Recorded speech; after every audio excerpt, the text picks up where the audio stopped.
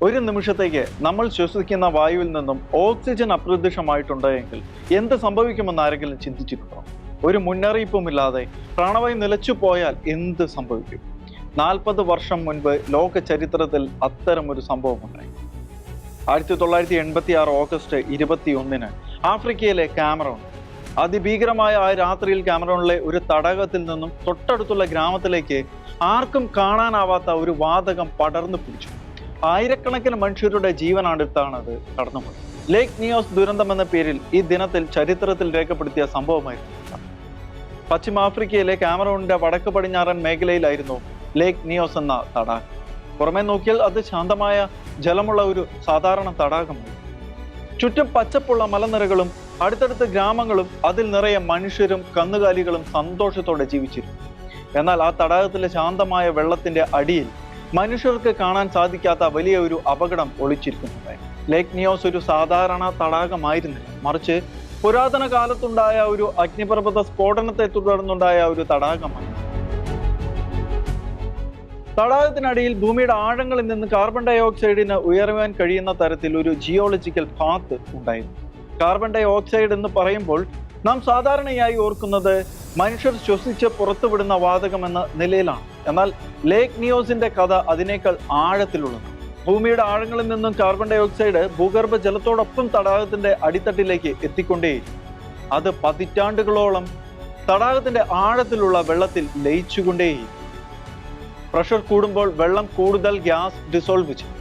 എന്നാൽ മർദ്ദം കുറഞ്ഞതോടെ ആ ഗ്യാസ് പുറത്തേക്ക് വ്യാപിക്കുവാൻ തുടങ്ങി. 1986 ഓഗസ്റ്റ് 20 ആ തടാകത്തിന് സമീപം താമസിച്ചിരുന്നവർക്ക് ചില അസാധാരണ മാറ്റങ്ങൾ ശ്രദ്ധയിൽപ്പെട്ടു. അപ്വെല്ലിംഗ് പോലെയുള്ള മാറ്റങ്ങൾ വെള്ളത്തിലുണ്ടായി. പക്ഷെ അടുത്ത ദിവസം സംഭവിക്കാൻ പോകുന്നതിന്റെ ഭീകരതയുടെ ആഴം മാത്രം ആരും തിരിച്ചറിഞ്ഞില്ല. അന്ന് തടാകത്തിന്റെ ആഴത്തിലുള്ള കാർബൺ ഡൈ ഓക്സൈഡിനാൽ സമ്പുഷ്ടമായ വെള്ളം പെട്ടെന്ന് മുകളിലേക്ക് ഉയർന്നു. ഡിസോൾവ്ഡ് കാർബൺ ഡൈ ഓക്സൈഡ് അതിവേഗം ഗ്യാസായി പുറത്തേക്ക് വന്നു. ഒരു ചെയിൻ റിയാക്ഷൻ പോലെ കൂടുതൽ പ്രഷർ ഡ്രോപ്പായി കൂടുതൽ വെള്ളം മുകളിലേക്ക് ഉയരുകയും അത് ഭീകരമായ ഒരു വാതക വ്യാപനമായി മാറുകയും ചെയ്തു. അവിടെയായിരുന്നു ഏറ്റവും ഭയാനകമായ ഒരു കാര്യം ഒളിച്ചിരുന്നു. കാർബൺ ഡൈ ഓക്സൈഡിന് നിറമില്ല, അത് മനുഷ്യന് സാധാരണയായി കാണാനും കഴിയില്ല. വായുവിനേക്കാൾ ഡെൻസിറ്റി കൂടുതലുള്ള കാർബൺ ഡൈ ഓക്സൈഡ് മലഞ്ചെരുവുകളിലൂടെ താഴേക്ക് ഒഴുകി ഗ്രാമങ്ങളിലേക്കും താഴ്ന്ന പ്രദേശങ്ങളിലേക്കും മനുഷ്യരും മൃഗങ്ങളും ഉറങ്ങിക്കിടന്ന വീടുകളിലേക്കും വേഗത്തിൽ അത് എത്തിച്ചേർന്നു. പക്ഷെ ആരും അത് അറിഞ്ഞില്ല. പിറ്റേന്ന് രാവിലെ ഗ്രാമം അസാധാരണമായ നിശബ്ദതയിൽ ആണ്ടുകിടന്നു. വീടുകളിൽ ആളുകൾ നിശ്ചലമായി കിടന്നു. വഴിയരികിൽ മനുഷ്യരും മൃഗങ്ങളും വീണ് കിടക്കുന്നു. മരണം തന്നെ എല്ലായിടത്തും. ഏകദേശം 1700-ലധികം മനുഷ്യരും ആയിരക്കണക്കിന് കന്നുകാലികളും ഓക്സിജൻ ലഭിക്കാതെ മരിച്ചു. അന്തരീക്ഷത്തിൽ കാർബൺ ഡൈ ഓക്സൈഡിന്റെ കോൺസെൻട്രേഷൻ വളരെ ഉയർന്നു. പ്രാണവായുവായ ഓക്സിജൻ അതിനാൽ കുത്തനെ കുറയും. ലേക്ക് നിയോസിൽ സംഭവിച്ചതും അത് തന്നെയായിരുന്നു. അവിടെ മറ്റു ചില ചിന്തകളും ഉയർന്നു വരുന്നു. മനുഷ്യൻ വലിയ പദ്ധതികൾക്കായി ഓടുകയും അധ്വാനിക്കുകയും ചെയ്യും. എന്നാൽ നമ്മുടെ അടുത്ത ശ്വാസം പോലും നമ്മുടെ നിയന്ത്രണത്തിലാണ്. അടുത്ത ഒരു ശ്വാസം നമുക്ക് ദൈവം അനുവദിച്ചില്ലെങ്കിലോ അതെടുക്കാൻ കഴിയും. പരിശുദ്ധ ബൈബിളിൽ വിശുദ്ധ യാക്കോബ് പറയുന്നത് ഇങ്ങനെയാണ്: നാളത്തെ നിങ്ങളുടെ ജീവിതം എങ്ങനെ ആയിരിക്കുമെന്ന് നിങ്ങൾക്ക് അറിഞ്ഞു. അല്പനേരത്തേക്ക് പ്രത്യക്ഷപ്പെടുകയും അതിനുശേഷം അപ്രത്യക്ഷമാവുകയും ചെയ്യുന്ന മൂടൽമഞ്ഞ് മാത്രമാണ്.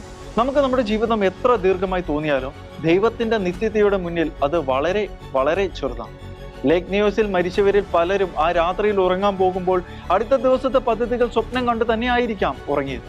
എന്നാൽ അവർക്ക് പിറ്റേ ദിവസം ഒന്നും ചെയ്യാൻ കഴിഞ്ഞിട്ടില്ല.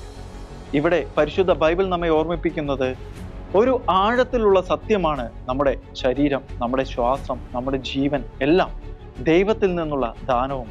നിനക്ക് എന്ത് പ്രത്യേക മഹാത്മ്യമാണുള്ളത്? ദാനമായി ലഭിച്ചതല്ലാതെ നിനക്ക് എന്തും?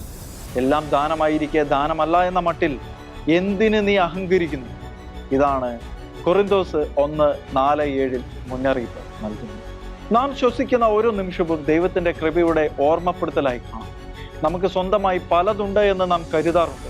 അതിനെയൊക്കെ വില കൊടുക്കുവാനും മനുഷ്യൻ തയ്യാറാണ്. എന്നാൽ എല്ലാറ്റിനും വലുതായി പ്രാണവായുവിന് നമ്മൾ വില കൊടുക്കുന്നു. ഓരോ രാവിലെയും കണ്ണു തുറന്ന് ഓരോ ശ്വാസം എടുക്കുമ്പോഴും നമ്മൾ ദൈവത്തോട് നന്ദി പറയാറുണ്ട്. അത്തരത്തിലുള്ള ഒരു വലിയ ഓർമ്മപ്പെടുത്തലാണ് ഓഗസ്റ്റ് 21 ലോകത്തിന് നൽകുന്നു.